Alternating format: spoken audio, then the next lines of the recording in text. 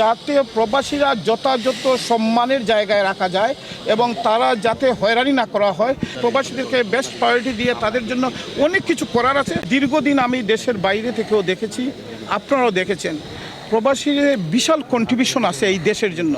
এখনও বাংলাদেশের রেমিটেন্সের প্রথম গেল গার্মেন্টস এবং সেকেন্ড গেল এই প্রবাসী রেমিটেন্স, এগুলো কিন্তু তাদেরকে যথাযথ সম্মান দেওয়া হয় না। প্রবাসীরা বিভিন্নভাবে হয়রানি হয় এবং তারা তাদের কষ্টিত অর্জিত টাকা দিয়ে আমরা এই দেশের একটা রেভিনিউ, বড় একটা রেভিনিউ, কিন্তু তাদেরকে এই যথাযথ যে সম্মান দেওয়া হয় না। এবং পাশাপাশি যেভাবে তাদের এইখানে যারা আছেন তাদের ব্যবসা বাণিজ্য, বাড়ি ঘর, বাসাবাড়ি, এইগুলো বেদখল হয়ে যায় তারা এইখানে আসার পরে।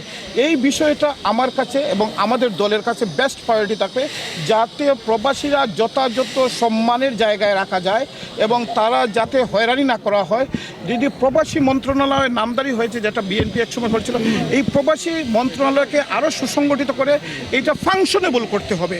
এবং প্রবাসীদের